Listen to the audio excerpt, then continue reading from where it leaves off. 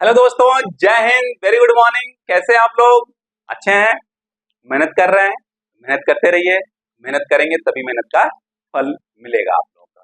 Okay, तो चलिए start करते हैं हम लोगों का आज का करंट अफेयर 7 जून 2024। बहुत इंपॉर्टेंट करंट अफेयर्स आज के हैं, तो प्लीज लास्ट तक आप जरूर देखिएगा। अगर पसंद आए तो लाइक शेयर सब्सक्राइब जरूर करिएगा। चलिए स्टार्ट करते हैं। 7 जून 2024 current affair 2024 current affair.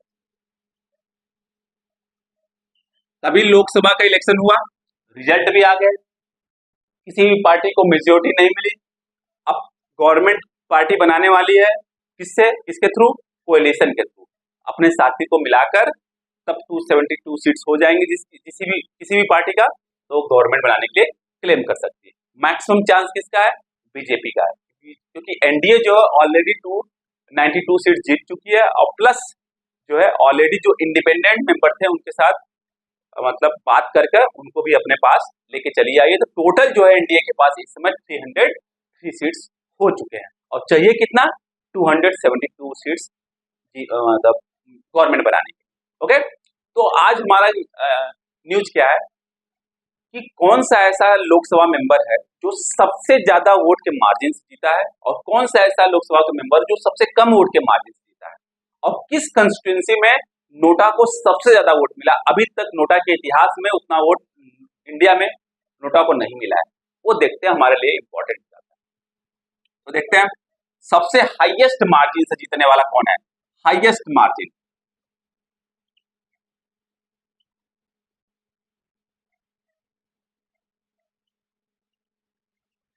Highest margin से जीतने वाला कौन है?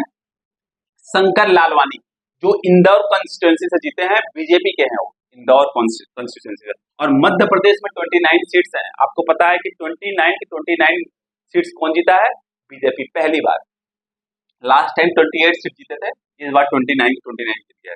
तो हाईएस्ट मार्जिन से कौन जीता है पूछा जा सकता है, ध्यान दीजिएगा। शंकर लालवानी, नाम उनका क्या है? शंकर लालवानी। सबसे पहली बात, उनको कितने वोट्स मिले थे? 12,26,750 वोट्स मिले थे उनको टोटल। और कितने वोट से जीते, कितने मार्जिन ऑफ वोट से जीते हैं? 11,72,000 वोट से जीते हैं। 11,72,000 मार्जिन ऑफ वोट से जीते हैं। और किस कंस्टिट्यूंसी से जीते हैं? इंदौर कंस्टिट्यूंसी से। और इतने ज्यादा वोट से जीतने का कारण एक है, क्योंकि जो कांग्रेस पार्टी से खड़ा हुआ था मेंबर, उन्होंने लास्ट समय पे विड्रॉ कर लिया। इसी कारण इन्होंने इतने नंबर ऑफ वोट्स इनको मिले। और इसी कंस्टिट्यूंसी में, इंदौर कंस्टिट्यूंसी में, ध्यान दीजिएगा, नोटा को सबसे ज्यादा वोट मिले हैं। कितना? 2,18,674 वोट। तो पूछा जा सकता है कि नोटा को किस कंस्टिट्यूंसी में सबसे ज्यादा वोट मिले हैं? 2,18,674 वोट्स कहाँ मिले हैं? इंदौर कंस्टिट्यूंसी में। और नोटा का मतलब होता है नन ऑफ द एबव, मतलब किसी को वोट नहीं दे रहे हैं, किसी भी मेंबर को, क्योंकि मुझे पसंद ही नहीं है, इसलिए नन ऑफ द अबव। समझ में आ गया? और कौन सा ऐसा लोकसभा का मेंबर है जिसको जो कि सबसे कम मार्जिन वोट से जीता है, सबसे कम मार्जिन से? तो उनका नाम क्या है? रविंद्र दत्त राम। रविंद्र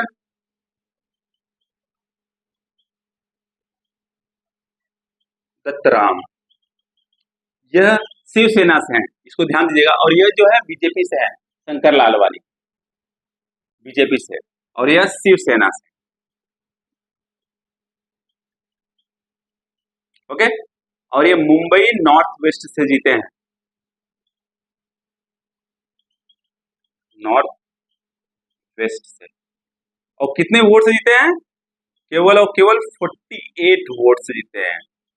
अब जीते हैं, एक वोट से जीते हैं या 2 वोट से जीते हैं, जीते हैं, पर 48 वोट से जीते हैं, सबसे कम मार्जिन से। तो हमारे एग्जाम में पूछा जा सकता है इसको, तो ध्यान दीजिएगा, आप लोग नोट डाउन कर लीजिए। उससे पहले जितने भी हम लोग ऑलरेडी डिस्कस कर चुके हैं, तो किसको कितने नंबर ऑफ सीट्स मिले, क्या पॉसिबिलिटीज है, कौन गवर्नमेंट बना सकता है, किसको प्रेसिडेंट कॉल कर सकता है कि आइए गवर्नमेंट फॉर्म करिए, ये सब हम लोग डिस्कस कर चुके हैं। तो ये बहुत इंपॉर्टेंट था, तो हम सोचे कि आपको बता दें।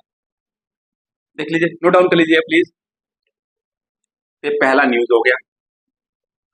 दूसरा न्यूज है कि उड़ीसा जो लोकसभा का इलेक्शन हुआ उसके साथ साथ बहुत से स्टेट्स के इलेक्शन हुए। ऑलरेडी हमने डिस्कस कर चुके हैं किसका, अरुणाचल प्रदेश का और सिक्किम का। आज हम लोग डिस्कस करने वाले हैं उड़ीसा का। उड़ीसा में पहली बार ऐसा हुआ है कि बीजेपी गवर्नमेंट बनाने जा रही है इसमें, जो उड़ीसा लेजिस्लेटिव असेंबली। देखते हैं second news. BJP own 78 seats out of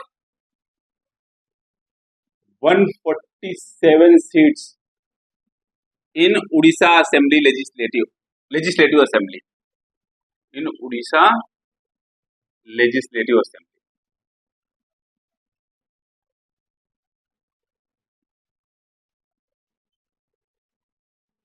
पहली बार ऐसा हुआ है कि बीजेपी ने उड़ीसा में गवर्नमेंट बनाने जा रही है। इससे पहले वहां के चीफ मिनिस्टर कौन थे, नवीन पटनायक।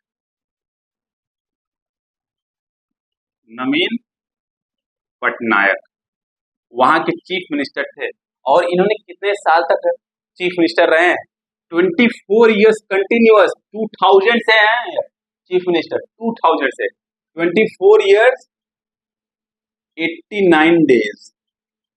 अब समझे, 24 years 89 days continuous chief minister office में रहे हैं। और ये फर्स्ट सबसे ज्यादा लॉन्गेस्ट सर्विंग चीफ मिनिस्टर नहीं है, second longest serving chief minister है, सेकेंड लॉन्गेस्ट सर्विंग सीएम है। और जो लॉन्गेस्ट सर्विंग चीफ मिनिस्टर है वो कौन है, ध्यान है, लॉन्गेस्ट सर्विंग चीफ मिनिस्टर है पवन कुमार चामलिंग।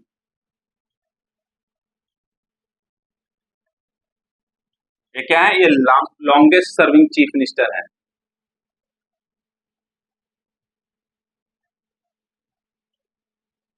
किस राज्य के हैं, सिक्किम राज्य के। अभी सिक्किम में भी क्या हुआ, इलेक्शन हुआ था, और सिक्किम लेजिस्लेटिव असेंबली में कितने सीट्स हैं, 32 सीट्स हैं। उड़ीसा लेजिस्लेटिव असेंबली में कितने सीट्स हैं, 147 सीट्स हैं। तो उड़ीसा जो है बड़ा राज्य है, सिक्किम छोटा राज्य है, परंतु वहां पे जो पवन कुमार चामलिंग है कितने साल तक चीफ मिनिस्टर रहे हैं, 24 इयर्स ये भी रहे हैं, 24 इयर्स बट 165 डेज रहे हैं।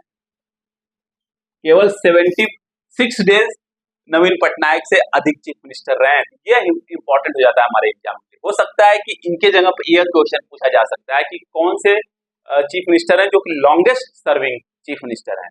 तो पवन कुमार चामलिंग किस स्टेट के, सिक्किम स्टेट के। ओके, समझ में आ गया।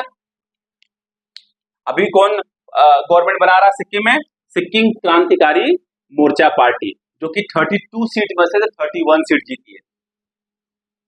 तो नोट डाउन कर लीजिएगा आप लोग ये सब, प्लीज वीडियो को पॉज करिएगा और नोट डाउन कर लीजिएगा। थर्ड है, अभी नरेंद्र मोदी ने ऑन वर्ल्ड इन्वायरमेंट डे पर, वर्ल्ड इन्वायरमेंट डे हम लोग कब सेलिब्रेट करते हैं, 5 जून को सेलिब्रेट करते हैं। उस पर एक कैंपेन लॉन्च किया, उस कैंपेन का नाम क्या है उसको देखते हैं, उस कैंपेन के थ्रू करना क्या है उसको देखते हैं। बहुत इंपॉर्टेंट है, PM Modi on world environment day. World environment day कब सेलिब्रेट करते हैं हम लोग, 5 जून को। ऑलरेडी हम डिस्कस कर चुके हैं। लॉन्च्ड अ कैंपेन, कैंपेन का नाम क्या है, एक पेड़ मां के नाम अभियान। एक पेड़, ध्यान दीजिए, एक पेड़ मां के नाम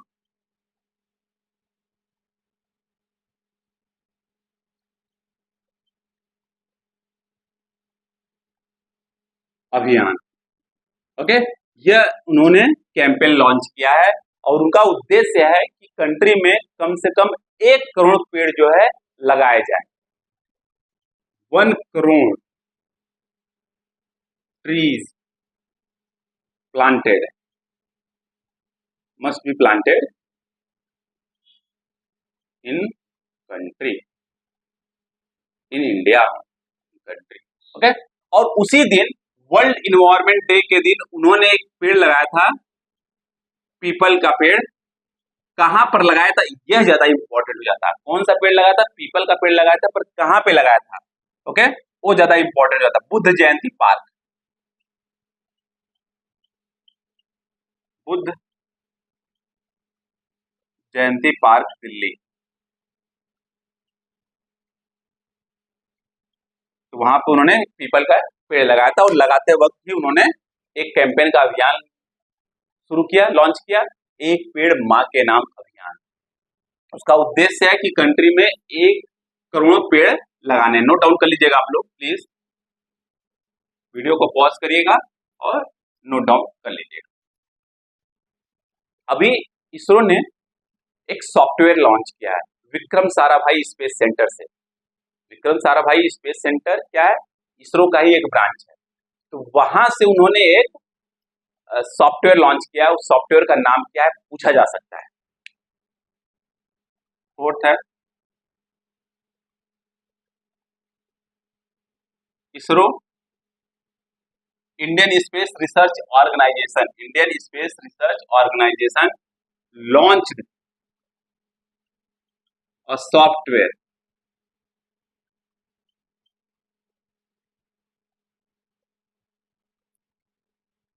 अब नाम क्या सॉफ्टवेयर का? प्रवाह। प्रवाह कहां से लॉन्च किया है? From Vikram Sarabhai space centre से।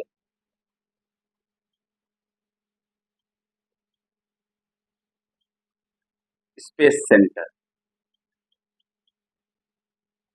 यहां से लॉन्च किया। अभी जो प्रवाह है सॉफ्टवेयर, इसका उद्देश्य क्या है? इसका उद्देश्य क्या, वो ज्यादा इंपॉर्टेंट है। इसका एम है कि जो एरोडायनेमिक्स है उसके बारे में स्टडी करना, उसको एनालिसिस करना, और अपने प्रोजेक्ट, जो भी प्रोजेक्ट है स्पेस में भेजना है इसरो को, उसके तहत उसके अकॉर्डिंग वह स्पेस में भेज सकते, कि जो स्पेस का सिचुएशन है वो कैसा है, उन सब के बारे में प्रॉपर तरीके से स्टडी करना। ओके, तो ये किस लिए डिजाइन किया गया है? Aerodynamic design and analysis, for aerodynamic design and analysis. जो यह प्रोजेक्ट है, जो यह सॉफ्टवेयर किस लिए बनाया गया? For aerodynamic design and aerodynamic analysis के लिए बनाया गया है, कि जब भी कोई मिशन लॉन्च हो उससे पहले जो एरोडायनेमिक डिजाइन किया गया है उसके बारे में प्रॉपर तरीके से स्टडी और उसकी एनालिसिस किया जा सके, जिससे कि मिशन जो है वह बेकार न जाए। और यही जो सॉफ्टवेयर है इसका प्रयोग जो अभी गगनयान की जो टेस्टिंग की गई थी उसमें प्रयोग किया गया था। इसका सफलतापूर्वक टेस्टिंग इसकी की गई थी। समझ में आ गया? पक्का? तो पूछा जा सकता है कि कौन सा ऐसा ऑर्गेनाइजेशन है जिन्होंने प्रवाह नाम का सॉफ्टवेयर लॉन्च किया है? तो प्रवाह नाम का सॉफ्टवेयर लॉन्च करने वाला कौन है? इसरो है। कहां से लॉन्च किया है? From Vikram Sarabhai space centre से लॉन्च किया है। उद्देश्य क्या है, किस लिए बनाया गया? फॉर एरोडायनेमिक डिजाइनिंग और एनालिसिस के लिए। समझ में आ गया? नोट डाउन कर लीजिएगा आप लोग, for aerodynamic designing and analysis के लिए। पक्का समझ में आ गया? No problem. नेक्स्ट है न्यूज, बहुत इंपॉर्टेंट है। यूनिवर्सल आर्टिफिशियल इंटेलिजेंट यूनिवर्सिटी कहां पर है? यूनिवर्सल आर्टिफिशियल इंटेलिजेंट यूनिवर्सिटी वह इंडिया में है। कहां पर? मुंबई महाराष्ट्र में है। अभी न्यूज में क्यों है उसको देखते हैं। इंडिया का पहला आर्टिफिशियल इंटेलिजेंट यूनिवर्सिटी है, ध्यान दीजिएगा। इंडिया का पहला आर्टिफिशियल इंटेलिजेंट यूनिवर्सिटी है। क्या नाम है? Universal artificial intelligent university. Universal artificial intelligent university कहां पर है? मुंबई। अब ये न्यूज में क्यों है, ये ज्यादा इंपॉर्टेंट हमारे लिए। न्यूज में इसलिए है कि इनका एक कैंपस है करजत में, वो भी कहां पर है, महाराष्ट्र में, करजत। इनका जो कैंपस है, करजत वाला कैंपस, उसके लिए इन्होंने क्या किया है, इन्होंने फ्रांस की एक स्कूल डिजाइनिंग है, बहुत फेमस, वर्ल्ड में बहुत फेमस है वो, रूबिका, उसके साथ इन्होंने एग्रीमेंट साइन किया है। उसके साथ इन्होंने एग्रीमेंट साइन किया किस लिए, कि 4 years bachelor of designing course के लिए और 5 years master of designing course के लिए इन्होंने एग्रीमेंट साइन किया है। जो स्कूल ऑफ इंटेलिजेंट है, आर्टिफिशियल स्कूल ऑफ डिजाइनिंग है, उसका नाम क्या है, रूबिका, जो कहां पर है, फ्रांस में। उनके साथ इन्होंने क्या किया, एग्रीमेंट साइन किया, ध्यान दीजिएगा। तो universal AI university sign an agreement, signed an agreement with the School of Designing, School of Design Rubika, नाम क्या उस स्कूल का, रूबिका, कहां पर है, फ्रांस में, ध्यान दीजिएगा। One of the best school of designing school है, मतलब डिजाइन का स्कूल है, ध्यान दीजिएगा, one of the best, okay, school of design का है। पक्का समझ में आ गया। अब इनके साथ उन्होंने प्रोग्राम क्या करना चाहते हैं, जो इनके करजत वाला कैंपस है उसमें 4 इयर्स का बैचलर डिग्री चाहिए उनको डिजाइनिंग के लिए, 5 इयर्स का मास्टर डिग्री चाहिए डिजाइनिंग के लिए, करजत वाले कैंपस के लिए, और 4 इयर्स बैचलर, 4 इयर्स, अब 3 इयर्स के लिए नहीं है, कभी कभी ऑप्शन में दे देगा, bachelor of design and 5 year course for master of design.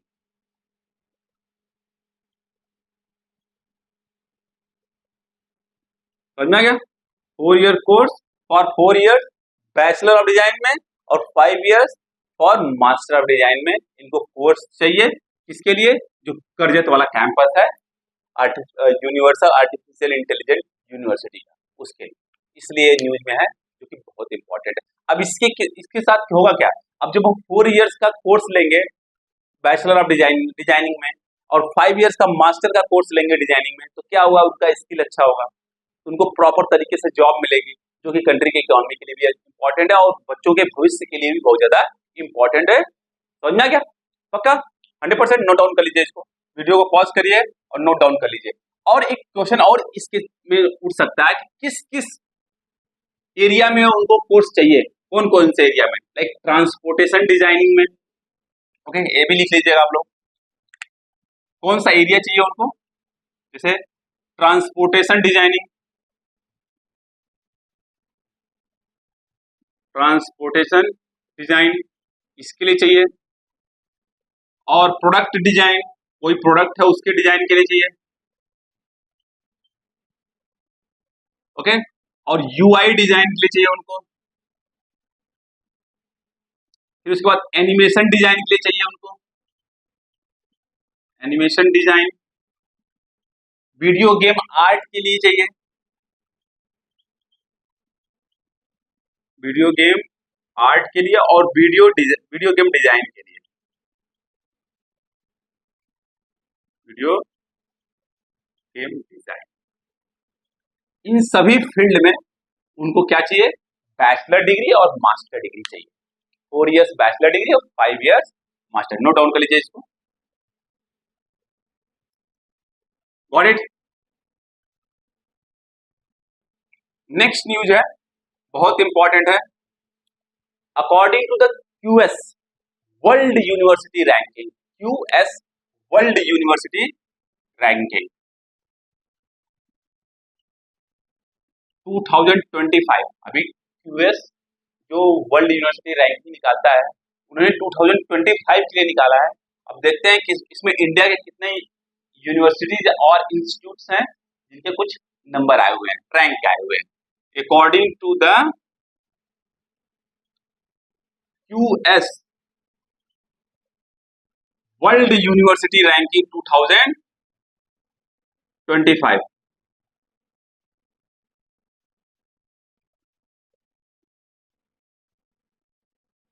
2025 में रैंक दिया गया।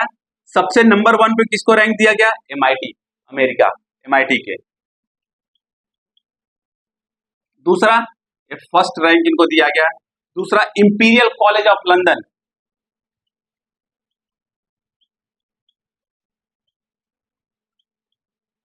College of London. और तीसरा, ऑक्सफोर्ड यूनिवर्सिटी, ऑक्सफोर्ड यूनिवर्सिटी। तो 2 यूनिवर्सिटी तो यूके में, यूनाइटेड किंगडम में, एक जो है अमेरिका में। और इंडिया में कौन किसको दिया गया है? ये ध्यान दीजिएगा। पहला जो है MIT को है, सेकंड जो है इंपीरियल कॉलेज ऑफ लंदन है, और थर्ड जो है वो ऑक्सफोर्ड यूनिवर्सिटी को है। और इंडिया में IIT मुंबई, सेकंड पे IIT दिल्ली, और थर्ड पे ISC बैंगलोर। अब ये ध्यान दीजिएगा, इंडिया में पहले, दूसरे, तीसरे पे है, पर पूरे वर्ल्ड में 118वां है इनका रैंक, 118th रैंक है। अब इनको कितना 150th रैंक है IIT दिल्ली को, और 211 रैंक है बैंगलोर को, ओके, ISC बैंगलोर को। ध्यान दीजिएगा, पूरे वर्ल्ड में जो रैंकिंग है IIT मुंबई की वो कितनी है? 118 रैंक। IIT दिल्ली को कितना है? 115 रैंक। और ISC बैंगलोर को कितना है? 211 रैंक मिला है। और इंडिया में नंबर 1 पे कौन है? IIT मुंबई, सेकंड पे IIT दिल्ली, और थर्ड पे ISC बैंगलोर है। पूरे वर्ल्ड में इतने स्थान। तो पूछा जा सकता है एग्जाम में, और 2025 के लिए रैंक दिया गया है QS वर्ल्ड यूनिवर्सिटी रैंकिंग। और इट नोट डाउन कर लीजिए, बहुत इंपॉर्टेंट है, बहुत ज्यादा इंपॉर्टेंट है। नेक्स्ट है सांग्रीला डायलॉग, सांग्रीला डायलॉग।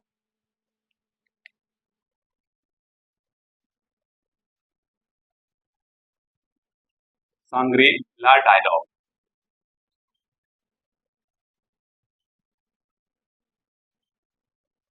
अब ये सांग्रीला डायलॉग कहाँ हुआ था?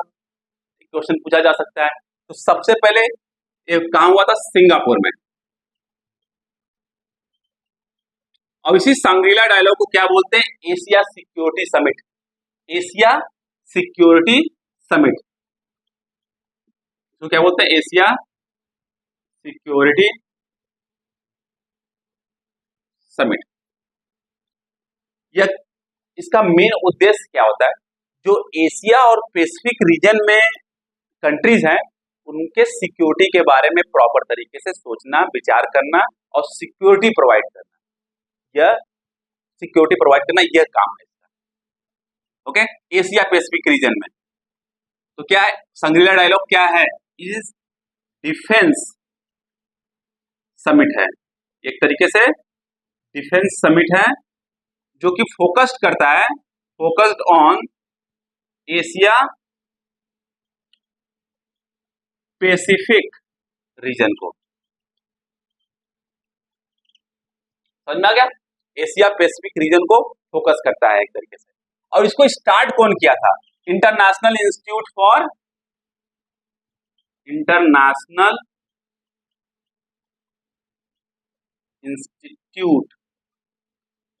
For strategic studies. इसको स्टार्ट कौन किया था? International institute for strategic studies ने स्टार्ट किया था। और ये हुआ कहाँ? अभी सिंगापुर में हुआ है। यह एशिया सिक्योरिटी समिट के नाम से भी जाना जाता है। और एक इसका मेन उद्देश्य क्या है? इस डिफेंस समिट है, जो कि फोकस करता है Asia Pacific region, Asia Pacific region. पक्का? और ये कौन सा एडिशन था? 21st एडिशन था, ध्यान दीजिएगा, 21st एडिशन था। अब कब से स्टार्ट हुआ था? 2002 से स्टार्ट हुआ था। और कोविड के समय 2020 और 2021 में समिट नहीं हुआ था। 2020 और 2021 में नहीं हुआ था समिट, ध्यान दीजिएगा। तो कभी कदार एग्जाम में पूछा जा सकता है कंटिन्यूअस हुआ था कि नहीं हुआ था। तो 2 इयर्स ब्रेक था, किस कारण से? कोविड के कारण से, 2020 और 2021। पक्का समझ में आ गया? इसे अदरवाइज कौन सा एडिशन होता? वो 23rd एडिशन होता। अभी कौन सा एडिशन है? 21st एडिशन है। 21st addition. तो नोट डाउन कर लीजिए आप लोग। कौन कराता है? International institute for strategic studies कराता है। पक्का? सांग्रीला डायलॉग नोट डाउन कर लीजिए। नेक्स्ट न्यूज है हिंदी साहित्य भारती अवार्ड। हिंदी साहित्य भारती अवार्ड किसे मिला है? हिंदी साहित्य भारती अवार्ड किसे मिला है? बहुत इंपॉर्टेंट है, एक तरीके से ये एनुअल अवार्ड है। हिंदी साहित्य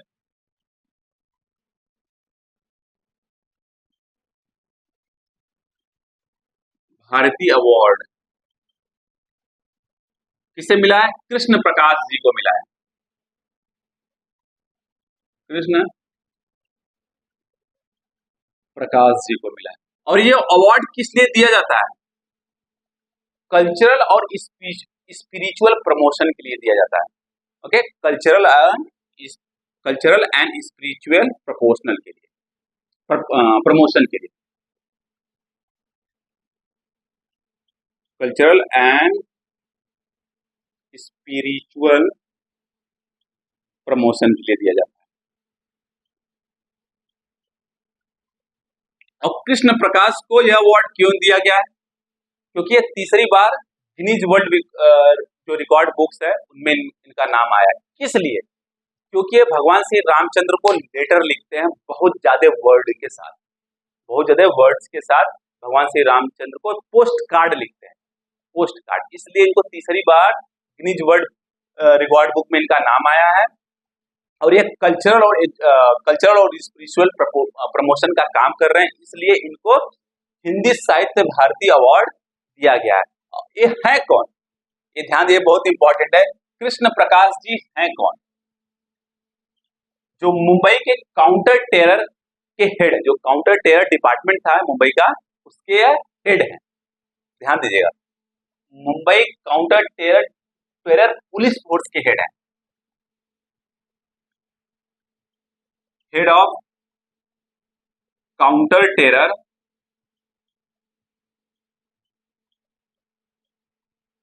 unit of police force 1, police force 1।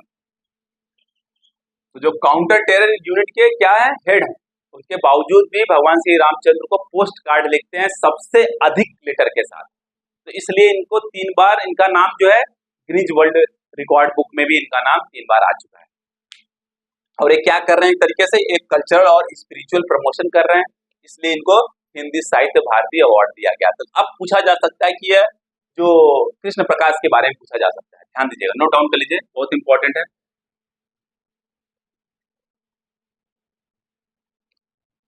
Next है काजा समिट। काजा समिट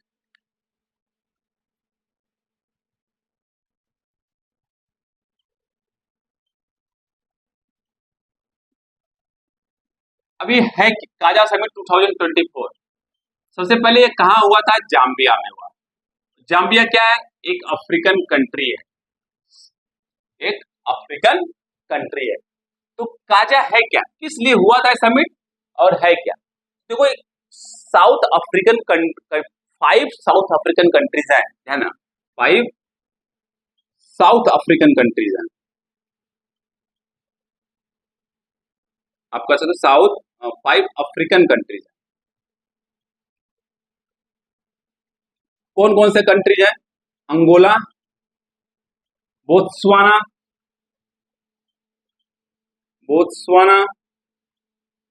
फिर उसका नामीबिया, जिम्बाब्वे एंड जाम्बिया। ये 5 कंट्री मान लो ऐसे हैं कि इस तरीके से हैं, और ये 5 कंट्री से बॉर्डर शेयर करते हैं, परंतु जो उनके बीच का जो रीजन है, ऐसा रीजन है जिसको क्या बोलते हैं? काजा रीजन। काजा रीजन बोलते हैं इसको। क्या बोलते हैं? काजा रीजन। 5 कंट्री के बीच में ऐसा जगह है जिसको काजा रीजन बोलते हैं। अब इसी कारण समिट हुआ था, उसको बोलते हैं क्या, काजा समिट। अब एक काजा है क्या, काजा बहुत इंपॉर्टेंट है। अब काजा क्या आता है, काजा एक रीजन हो गया जहां पर जितने अफ्रीका में एलिफेंट रहते हैं उसका 2/3 एलिफेंट ये इसी रीजन में रहते हैं। मतलब कह सकते हो कि 66 to 67% एलिफेंट जो है इसी रीजन में रहते हैं। 2/3 एलिफेंट पॉपुलेशन, एलिफेंट पॉपुलेशन यहीं पर रहता है। और इसी रीजन में 103 वाइल्ड लाइफ सैंक्चुरी भी है, 103 वाइल्ड लाइफ सैंक्चुरी भी है।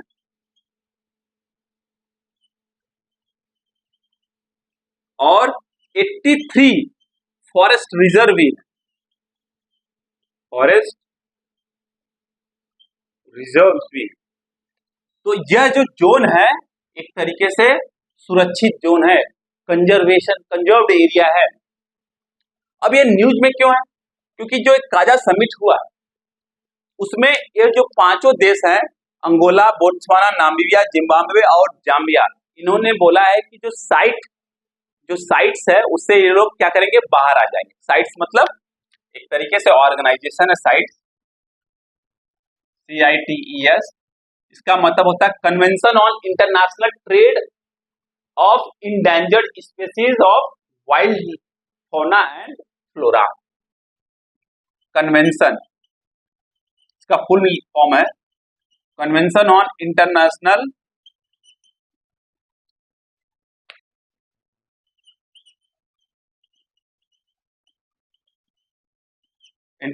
ट्रेड और trade in endangered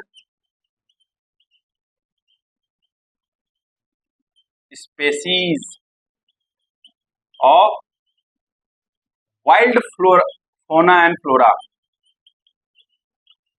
fauna and flora. इसका फुल फॉर्म क्या है, convention on international trade in endangered species of wild fauna and flora. इसका मेन उद्देश्य क्या है साइट्स का मेन उद्देश्य जो इलीगल ट्रेडिंग होता है जानवरों का, वाइल्ड लाइफ जीव जंतु का, और वाइल्ड लाइफ जो पेड़ पौधे होते हैं, अगर उनका जंगली जीव जंतु और जंगली पेड़ पौधों का जब इलीगल रूप से ट्रेड होता है एक कंट्री से दूसरे कंट्री, उसको रोकने का काम करता है। समझ में आ गया, उसको रोकने का काम करता है। तो जो ये काजा रीजन है, काजा रीजन बहुत ज्यादा रिच है लाइक वाइल्ड लाइफ एनिमल से और वाइल्ड लाइफ जो फ्लोराज है उनसे। अब इसी कारण पहले क्या था, ये जो पांचों कंट्री थे वो मेंबर थे साइट्स के, इस कारण वो क्या नहीं कर पा रहे थे, इलीगल ट्रेड नहीं कर पा रहे थे। इसलिए पांचों कंट्री ने मिलकर एक समिट किया जिसको बोलते हैं काजा समिट। इस समिट में इन्होंने कहा कि अब ये क्या करेंगे, जो साइट्स के पहले मेंबर थे अब साइट्स की जो मेंबरशिप है उससे बाहर आ जाते हैं, साइट से बाहर आ जाएंगे। तो अब इन पर साइट का रूल्स रेगुलेशन पे नहीं लगेगा। तो अब ये क्या कर सकते हैं, इलीगल रूप से ट्रेड कर सकते हैं। मतलब अब क्या है, जानवरों को मार सकते हैं, मार के उसको एक कंट्री से दूसरे कंट्री में बेच सकते हैं एक तरीके से। क्योंकि जो काजा रीजन है बहुत बड़ा रीजन है। आप कह सकते हो पूरे अफ्रीकन कॉन्टिनेंट के अंदर जितना एलिफेंट पाया जाता है उसका 2/3 एलिफेंट इसी जगह पाया जाता है। और 103 वाइल्ड लाइफ सेंचुरी है इस रीजन में, और 83 फॉरेस्ट रिजर्व है। कितना ज्यादा रिच होगा एनिमल, वाइल्ड लाइफ एनिमल और वाइल्ड लाइफ फ्लोरा से, आप समझ सकते हो। तो इसी कारण जो पांचों कंट्री हैं उन्होंने ये समिट कराई थी। इस समिट में उन्होंने कहा कि जो साइट्स के हम मेंबर थे और साइट्स का जो रूल और रेगुलेशन हमारे पर लग रहा था हम उससे बाहर आते हैं। अब हम लोग क्या करेंगे, इलीगल ट्रेडिंग जम के करेंगे। समझ में, ऐसा नहीं बोले कि जम के करेंगे। ओके, तो ये न्यूज था, बहुत इंपॉर्टेंट न्यूज था, इसको आप लोग देख लीजिएगा। आज के लिए बस इतना ही। कल हम लोग मिलते हैं 8 जून 2024 करंट अफेयर के साथ। आज के लिए बस इतना ही। जाने से पहले अगर वीडियो पसंद आए तो प्लीज लाइक शेयर सब्सक्राइब जरूर करिएगा, और बेल आइकन दबाना तो बिल्कुल मत भूलिएगा, नहीं तो नोटिफिकेशन मिस कर देंगे। Okay, bye bye, take care, पढ़ते रहिएगा।